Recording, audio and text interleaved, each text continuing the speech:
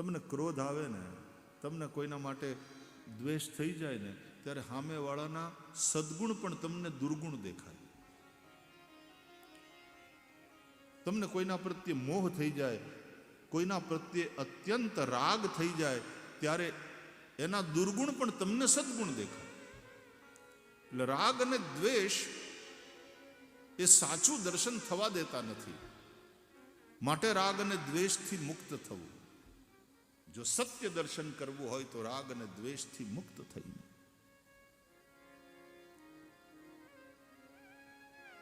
ક્રોધમાં આવી રાજા પરીક્ષિતે ઋષિના ગળામાં સર્પ નાખ્યો. ઋષિ તો સમાધિમાં હતા, સમાધિમાં રહ્યા. ગુસ્સામાં પરીક્ષિત ત્યાંથી જતા રહ્યા. પણ આ વાતની ખબર પડી એ ઋષિના દીકરાને, ત્યારે ઋષિનો દીકરો બહુ ક્રોધે ભરાણો કે આ રાજા મહારાજાઓ, એને આવું અભિમાન થયું છે સત્તાનું. અરે એની પાસે સત્તાનું બળ છે તો અમારા ઋષિઓની પાસે, સાધુ સંતોની પાસે સાધનાનું બળ છે, તપનું બળ છે. આજ હું દુનિયાને દેખાડીશ કે સત્તાનું બળ વધે કે સાધનાનું બળ વધે. એતે લંઘિત મર્યાદમ તક્ષક સપ્તમે હની દક્ષંતિ સ્મ કુલાંગારમ. કૌશિકી નદીનું જળ હાથમાં લઈ અને ઋષિપુત્રે શ્રાપ આપ્યો, જેણે મર્યાદાનું ઉલ્લંઘન કરીને મારા નિરપરાધ પિતાના ગળામાં મરેલો સાપ નાખ્યો, એને આજથી 7મે દાડે જીવતો સર્પ તક્ષક કરડજો, એનું મૃત્યુ થજો. પરીક્ષિત માના ગર્ભમાં હતા ત્યારે પણ એને મારવા માટે એક બ્રાહ્મણે બ્રહ્માસ્ત્ર છોડ્યું હતું. કોણે? અશ્વત્થામાએ. ત્યારે ભગવાન દ્વારકાધીશે માના ગર્ભમાં પરીક્ષિતની રક્ષા કરી હતી. આજે ફરીથી એકવાર બીજા બ્રાહ્મણે પરીક્ષિતનો નાશ કરવા માટે વાક વજ્રમ વિસસર્જ, વાક વજ્ર છોડ્યું. હવે પરીક્ષિતની રક્ષા કરવા કોણ આવશે? તો કે ભગવાન જ આવશે. પણ ભગવાન દ્વારકાનાથ તો લીલા સંવરણ કરી અને સ્વધામ પધારી ચૂક્યા હતા. તો પરીક્ષિતની રક્ષા કરવા કોણ આવ્યું? બોલે ભગવાન જ આવ્યા. કયા રૂપે? બોલે શ્રીમદ ભાગવતના રૂપે. બોલીએ ભાગવત ભગવાન કી જય. શ્રીમદ ભાગવત મહાપુરાણ કી જય.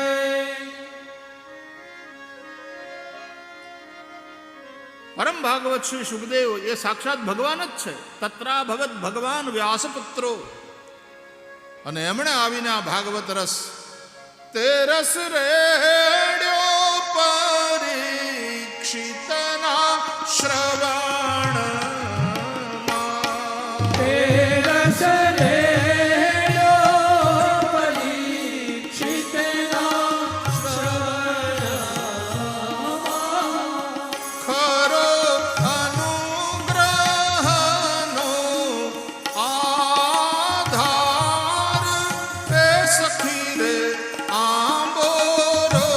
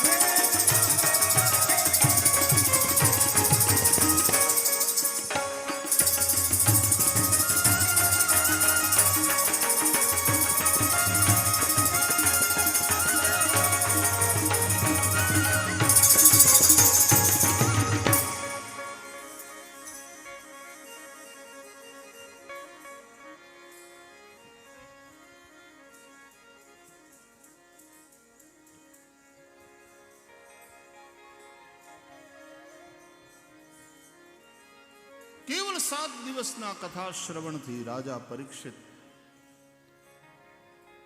એનું મરણ સુધર્યું, એ મુક્તિને પામ્યા. શ્રીમદ ભાગવતનો આવો મહિમા. સુખદેવજીએ રાજા પરીક્ષિતને ગંગાના કિનારે કથા સંભળાવી. જેવી ખબર પડી ને પરીક્ષિતને કે મને શ્રાપ થયો છે, 7 જ દિવસ હવે મારા જીવનના બાકી રહ્યા છે, તો પરીક્ષિત સાવધાન થઈ ગયા. બધું જ છોડી દીકરા જન્મે જઈને રાજગાદી સોંપી દઈ, ચક્રવર્તીની સત્તાનો આમ ક્ષણ માત્રમાં ત્યાગ કરી અને પરીક્ષિત ગંગાના કિનારે આવીને બેસી ગયા. જુઓ, વૈષ્ણવ હોય ને પરીક્ષિત જેવો, એની દ્રષ્ટિ કેટલી પોઝિટિવ હોય કે ઋષિપુત્રે મને શ્રાપ નથી આપ્યો, ઋષિપુત્રે મને સાવધાન કર્યો છે. મરવાનું તો બધાને હોય જ છે એક ના એક દિવસ. ક્યારે મરવાનું કોઈને ખબર નથી હોતી. જીવનનો કોઈ ભરોસો નથી. અમદાવાદમાં એક ભાઈ સિગરેટ પીતો પીતો જાતો તો કેળાની છાલ ઉપર પગ પડ્યો, લપસ્યો, તે સિગરેટ જલતી રહીને પોતે બુજાઈ ગયો. જીવનનું કંઈ નક્કી નથી. દુર્લભો માનુષો દેહો દેહિનામ ક્ષણભંગુરઃ. જીવન ક્ષણભંગુર છે. તો પરીક્ષિતે વિચાર કર્યો, આવતીકાલે શું થવાનું એ માણસને ખબર નથી હોતી. જ્યારે હું તો કેટલો ભાગ્યશાળી કે 7 દિવસ તો હું છું જ, છાતી ઠોકીને કહી શકું એમ છું. આ ઋષિપુત્રના આશીર્વાદ. એટલે શ્રાપ નથી આપ્યો મને, ઋષિના દીકરાએ મને સાવધાન કર્યો છે કે રાજા તમારે ત્યાં જીવનમાં 7 જ દિવસ હવે શેષ રહ્યા છે, જે કરવું હોય તે કરી લો, સાવધાન. બીજી વાત એ નક્કી કરી મહારાજ પરીક્ષિતે કે ભૂખ અને તરસ મારાથી સહન ન થયા, એટલે એક નિર્દોષ નિરપરાધ ઋષિનું મેં અપમાન કર્યું. માટે જ્યાં સુધી હવે આ શરીર છે ત્યાં સુધી હું કંઈ ખાઈશ નહીં, કંઈ પીશ નહીં. અન્ન જળનો ત્યાગ. રાજાએ પોતાના દેહને દંડ આપ્યો. આ સજ્જન પુરુષનો પરિચય. સજ્જન પુરુષ પોતે પોતાની જાતને દંડ આપે. પોતાનો કંઈ અપરાધ થયો હોય ને, પોતે પોતાની જાતને દંડ આપે. બીજાના અપરાધને કરુણાથી જુએ અને પોતાના અપરાધને કઠોરતાથી લે, એ મહાપુરુષ. આપણે બીજાના અપરાધ હોય તો કઠોર, અને આપણે આપણા જો અપરાધ થયા હોય તો એકદમ કરુણા ઉભરાઈ આવે ને પછી આપણે એમ કે ભાઈ આપણે માણસ છીએ, કે આપણે થોડા ભગવાન છીએ, માણસ છીએ, ભૂલ થઈ જાય. આપણે આપણી જાતને તુરંત માફ કરી દઈએ. માણસનો એવો સ્વભાવ છે કે બીજાની ભૂલ હોય ત્યારે એ જજ બની બેસે, અને પોતાની ભૂલ હોય તો વકીલ લડવા માંડે, તરત દલીલો કરવા માંડે પોતાના માટે. પોતાની ભૂલ હોય તો માણસ વકીલ થઈ જાય, અને બીજાની ભૂલ હોય તો ત્યાં ન્યાયાધીશ થઈ બેહે, જજ થઈને બેહે. રાજા પરીક્ષિતે પોતે પોતાની જાતને દંડ દીધો, અને ઋષિના દીકરાએ શ્રાપ આપ્યો, પણ એને પોઝિટિવલી લઈને કે શ્રાપ નથી આપ્યો, મને સાવધાન કર્યો. આવનારા સંકટના પહેલા એના વિશે આપણને બતાવીને સાવધાન કરી દે, એના તો આપણે આભારી. તમને ખબર પડી જાય તમારે ત્યાં ઈડીની રેડ આવવાની છે 5 દી પછી, એવો કોઈક ફોન કરીને તમે સાવધાન કરી દે, તોય તમે થેન્ક યુ કહીને મૂકી દો. તો 7 દિવસ પછી મૃત્યુ છે. મને સાવધાન કર્યો છે ઋષિપુત્રે. રાજા પરીક્ષિત બધું છોડી ગંગાના કિનારે આવ્યા. અનેક ઋષિમુનિઓ ત્યાં આવ્યા. રાજાને શ્રાપ થયો છે જાણીને. અને ત્યાં પછી શ્રી સુખદેવજી મહારાજ પ્રગટ થયા. તમે અધિકારી શિષ્ય બનો, તમને અધિકારી સદગુરુ મળશે. ગુરુ ગોતવા જવાય નહીં, કોઈને ગુરુ કરાય નહીં, આપણે ચેલા થવાય. આપણે કોઈને ગુરુ કરનારા કોણ? અને આપણા કર્યા ઈ ગુરુ હોય તો એને ગુરુ કહેવાય? તો તમે એને ડિગ્રી આપી, તમે એને સર્ટિફિકેટ આપી. એ ગુરુ તો એની પોતાની ગુરુતા થકી છે. અર્જુને એમ નથી કહ્યું ગીતામાં ભગવાન શ્રી કૃષ્ણને, વાહ વાહ વાહ, તમે તો બહુ સરસ બોલો છો ને, કાંઈ લ્યો હવે મેં તમને ગુરુ કર્યા. નહીં, અર્જુને એમ કહ્યું, શિષ્યસ્તેહમ શાધિમામ ત્વામ પ્રપન્નમ. હું આપનો શિષ્ય છું, આપના શરણે છું. आप ही मुझे उपदेश करो, मेरा मार्गदर्शन करो. त्वाम प्रपन्नम. તમે અધિકારી, તમે સુપાત્ર શિષ્ય બનો, તમને યોગ્ય. નહીં તો લોકો શું કે ખબર છે, આજકાલ તો કળયુગ ને કોઈનામાં કઈ ભરોસો કરવા જેવું રહ્યું નથી ને. હવે તો એવા કોઈ ગુરુ ગોતવા જતા મળતા નથી. એ તું ચેલો થા. તું ગોતવા હું કામ નીકળ્યો ગુરુ?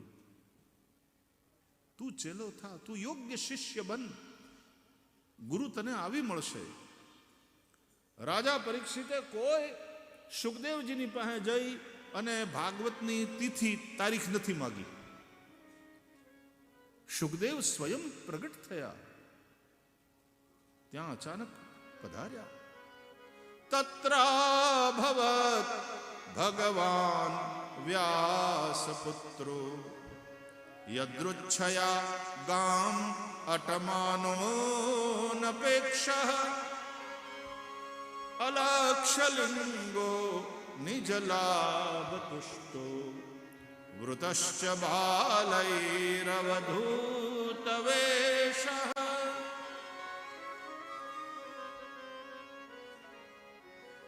તત્રાભવત ભગવાન વ્યાસપુત્ર. સુખદેવને ભગવાન કયા? વ્યાસજીના પુત્ર સુખદેવ ભગવાન ત્યાં પ્રગટ થયા. યદૃચ્છયા ગામ પૃથિવ્યામ અટમાનઃ. પોતાની ઈચ્છાનુસાર પૃથ્વી ઉપર વિચરણ કરતા કરતા સુખદેવજી, વિચરણ તો આપણે કરીએ, સવારના ઉઠીએ ત્યારથી રાતના 10:30-11 થઈ જાય. ઘેર આવતા આવતા કામે ગયા હોય ને, પૈસા રળવા હોય, અપેક્ષા હોય કે 5 રૂપિયા મળે તો ઘરનું વ્યવહાર ચાલે.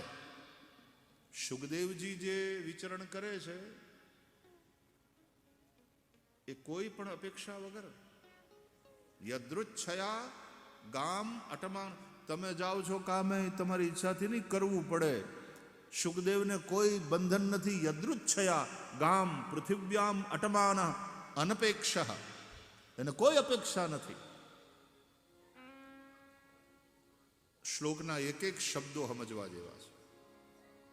આવી રીતે ભાગવતજીનો સ્વાધ્યાય કરીએ ને તો આખું જીવન ઓછું પડે શ્રીમદ ભાગવતનો સ્વાધ્યાય કરતા કરતા.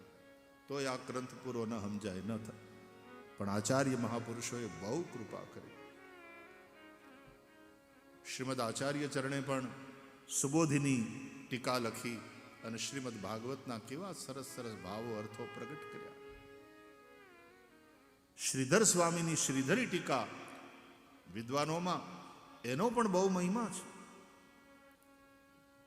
મધુસૂદન સરસ્વતીજી, અનેક આચાર્યોએ શ્રીમદ ભાગવત ઉપર ટીકા લખી. સુખદેવજી મહારાજ પધાર્યા. આવા સમર્થ સદગુરુ આવે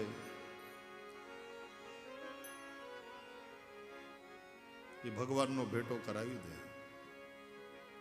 આવો આપણે બધાએ આપણા સદગુરુની વંદના કરીએ. હે મેરે ગુરુદેવ કરુણા સિંધુ કરુણા કીજીએ. मेरे गुरुदेव करुणा सिंधु करुणा कीजिए. हे मेरे गुरुदेव करुणा सिंधु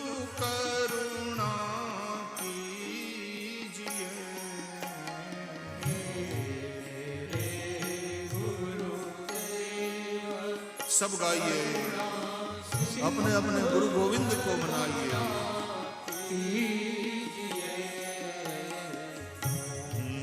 अधम आधीन अशरण अब शरण में लीजिए।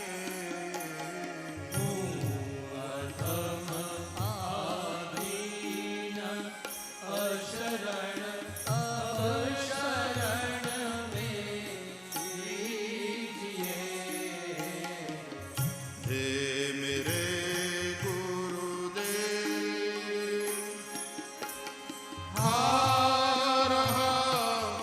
गोते हूँ मैं भव सिंधु के मझधार में।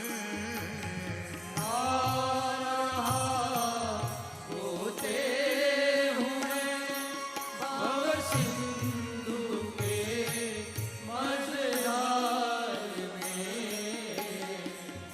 आसरा है दूसरा कोई न अब संसार में।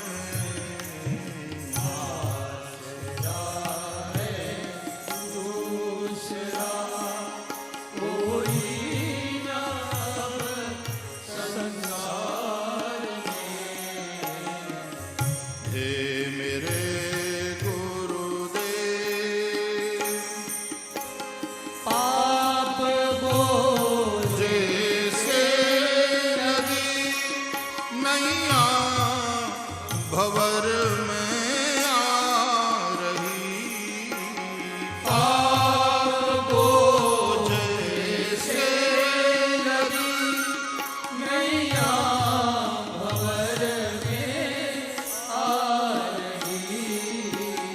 नाथ दौड़ो अब बचाओ, जल्द डूबी जा रही। दौड़ो अब बचाओ, जल्द डूबी जा रही। हे मेरे गुरुदेव,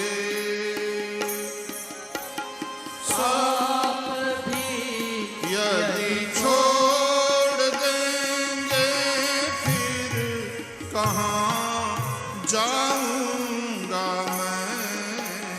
आप भी यदि छोड़ देंगे फिर कहाँ जाऊंगा मैं। जन्म दुख से नाव कैसे पार कर पाऊंगा मैं। जन्म दुख से नाव कैसे पार कर पाऊंगा मैं। हे मेरे गुरुदेव, सब जगह मंजुल भटक कर अब शरण ली आपकी। सब जगह मंजुल भटक कर अब शरण ली आपकी।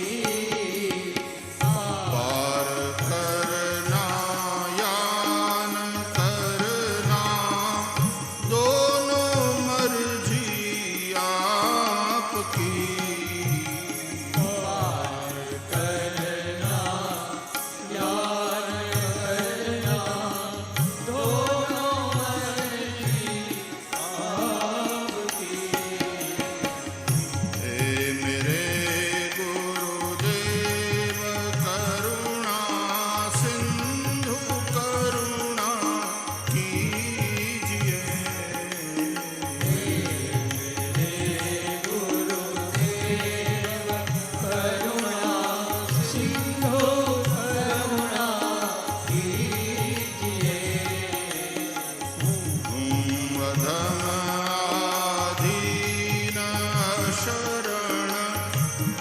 शरण में लीजिए।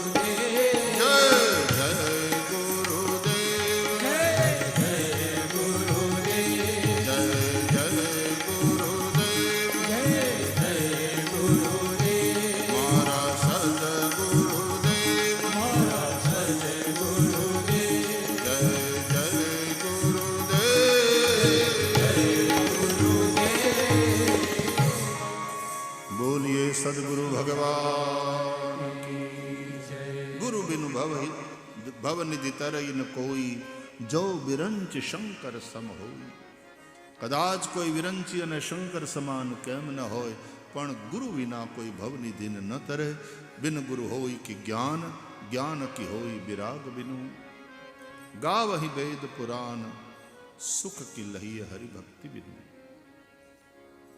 आ हमणा बहु टाइट पड़े छे એટલે પછી તમે સ્વેટર પહેરો, મોજા પહેરો, કાન ટોપી, મફલર, રાતના સૂવો તો ધાબળા ઓઢીને હુવો. પછી શું કહે ખબર? ટાઢ બહુ છે, 2 ગરમ ધાબળા રાખજો. ગરમ ધાબળો, ધાબળો ગરમ છે. ધાબળો ગરમ હોય તમે ધાબળાને અડો છો ને ધગી જાય ધાબળો, તમે દાજી જાઓ, એવું બને? ધાબળો ગરમ છે, ધગે છે, પણ આપણે એને ગરમ ધાબળો કહીએ. ધાબળામાં ગરમી છે નહીં. ગરમી તો છે આપણા શરીરમાં. શરીરમાં જો ગરમી છે, ધાબળાની શું જરૂર? શરીરમાં તો ગરમી છે જ, તો પછી શિયાળામાં ધાબળા ઓઢવાની જરૂર શું? તો શરીરમાં છે ગરમી, તો ધાબળામાં નથી ગરમી. આપણે ગરમ ધાબળો ભલે બોલીએ, પણ ધાબળામાં ગરમી નથી. ગરમી તો આપણા શરીરમાં છે, પણ શરીરની ગરમીનો અનુભવ ધાબળો ઓઢીએ એના થકી થાય છે. જ્ઞાન તો આપણા બધામાં છે જ. પરમાત્મા આપણા સૌના હૃદયમાં રહેલા છે જ. ઈશ્વર સર્વભૂતાનામ હૃદયશિર્જુન તિષ્ઠતિ. પણ હૃદયની અંદર બિરાજેલા પરમાત્માનો અનુભવ સદગુરુ થકી થાય છે. માટે બિન ગુરુ હોય કે જ્ઞાન, જ્ઞાન કી હોય વિરાગ બિન. હમણાં જો આ ચર્ચા કરતો હતો ને તે દિવસે આ છોકરાઓની હારે કે ત્વચાથી સ્પર્શનો અનુભવ થાય, સ્પર્શનું જ્ઞાન થાય ત્વચા થકી. કોઈ આપણને અડે, આપણને ખબર પડે. આપણને કંઈક સ્પર્શ થાય તોય આપણને ખબર પડે. એટલે ત્વચા થકી સ્પર્શનું જ્ઞાન થાય, બરાબર. પણ તમે કોકને સ્પર્શ કરીને ગદબદિયા કરો તો એને ગુદગુદી થાય, બરાબર. પણ તમે તમારી જાતને ગદબદિયા ન કરી શકો. તમે ગમે એટલું આમ કરો, તમને ગદબદિયા નહીં થાય તમારા હાથથી. એ ગદબદિયા હાટું થઈને બીજો જોવે, નહીં તો સ્પર્શ તો થાય જ છે. પણ આપણા હાથનો સ્પર્શ આપણને ગદબદિયા નથી કરતો, એના માટે બીજાનો સ્પર્શ જોઈએ. આપણી અંદર રહેલું જ્ઞાન અથવા તો આપણા હૃદયમાં રહેલા પરમાત્માનો અનુભવ સદગુરુ કરાવે. બિન ગુરુ હોય કે જ્ઞાન, જ્ઞાન કી હોય વિરાગ બિનુ. ગાવહી વેદ પુરાણ, સુખ કી લહી હરિભક્તિ બિનુ. સુખદેવજી જેવા સદગુરુ પધાર્યા. રાજા પરીક્ષિત એના શરણે ગયા.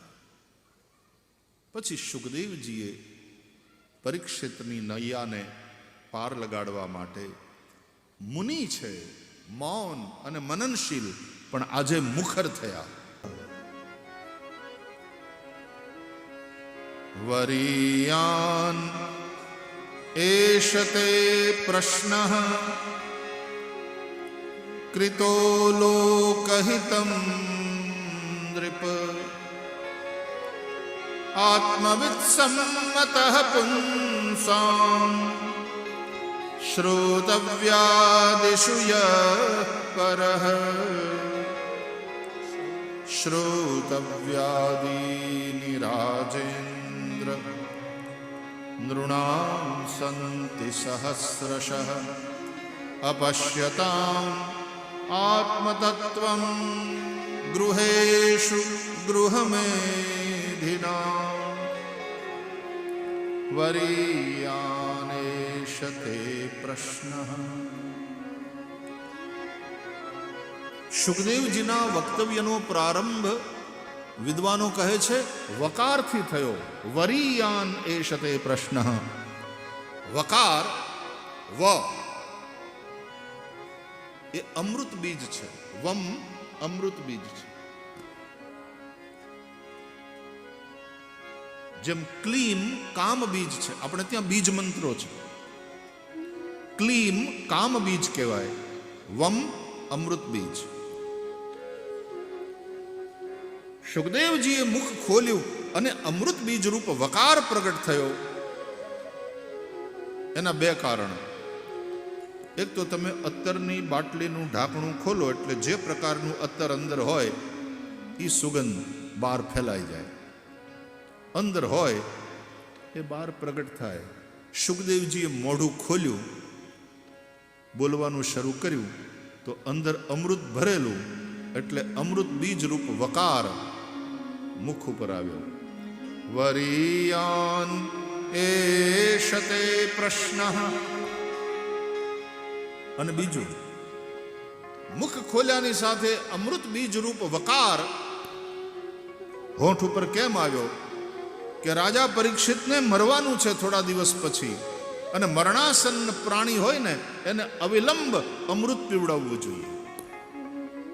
માટે મુખ ખુલ્યાની સાથે અમૃત બીજ રૂપ વકાર પ્રગટ થયો. વરિયાન એષતે પ્રશ્ન કૃતો લોકહિતં નૃપ. રાજા, બહુ સરસ પ્રશ્ન કર્યા તમે. રાજાએ બે પ્રશ્ન કર્યા કે મરણાસન્ન પ્રાણીનું કર્તવ્ય શું, જેનું મૃત્યુ નજીક હોય એવા જીવે શું કરવું જોઈએ, અને બીજું દરેક પ્રાણીનું જીવનમાં સામાન્ય કર્તવ્ય શું છે, મતલબ કેવી રીતે જીવવું જોઈએ, અને મૃત્યુ સમીપ હોય ત્યારે વિશેષ કર્તવ્ય શું, કેવી રીતે મરવું. મતલબ આવ્યા તો ખરા, હવે કેવી રીતે રહેવું અને કેવી રીતે જવું, આ બે વાત સમજાવો. બોલે વરીયાન એશતે પ્રશ્ન, રાજા તમારો પ્રશ્ન શ્રેષ્ઠ, લોકહિતાર્થ થયેલો પ્રશ્ન છે. આ માત્ર તમારા પ્રશ્ન નથી, પ્રાણી માત્રના પ્રશ્ન છે. જે જન્મે છે એને મરવું જ પડે છે. રાજન, સાંભળવા યોગ્ય હજારો વિષય છે, કરવા યોગ્ય હજારો કર્મ છે, પણ દેહ ગેહ પુત્ર પરિવારમાં આસક્ત મનુષ્ય પોતાનું જીવન જતું જુએ છે. શ્વાસે શ્વાસે ઓછું થતું જાય છે જીવન, અને છતાં મનુષ્ય સાવધાન થતો નથી. આયુર્નશ્યતિ પશ્યતામ પ્રતિદિનમ યાતિ ક્ષયમ યૌવનમ. જેમ તમે જળની અંજલિ ભરો અને જે સમયે ભરી એ જ સમયે ખાલી થવાની શરૂઆત થઈ ગઈ, એમ જે સમયે આપણે જન્મ્યા અને શ્વાસ ચાલુ થયા એ જ સમયે આયુષ્યનું કાઉન્ટડાઉન, આયુષ્ય ઓછું થવાનું, જે લઈને આવ્યા હતા ખર્ચાવાનું ચાલુ થઈ ગયું. पल पल पल बीतती है और हम मौत के और करीब होते चले जाते हैं. આપણે ત્યાં કોઈનું મૃત્યુ થાય તો ત્યાં પોગવાનું, એને કાંધ આપવાનું એનું મહત્વ છે. અને કોઈની નનામીને કાંધ આપે ને બહુ પુણ્ય, એને ડગલે ને ડગલે કેટલાય પુણ્ય મળે. શું કામ આવું, શું કામ? અરે કદાચ તમારું કોઈ હગુવાલું ના હોય, તમે તો આમ જાતા હોય રોડ ઉપર અને સામેથી ઓલી સ્મશાન યાત્રા આવતી દેખાય, કોણ ગુજરી ગયું તમને કાંઈ ખબર નથી, તમારે કાંઈ સંબંધ નથી એની હારે, અને છતાંય તમે એકવાર ઊભા રહી અને એ મરદાને આમ આદર આપી દો. તમને એક બીજી વધારાની વાત, આપણા શાસ્ત્રો અનુસાર, આપણી પરંપરા અનુસાર મુર્દુ સામે મળે એ શુભ શુકન છે.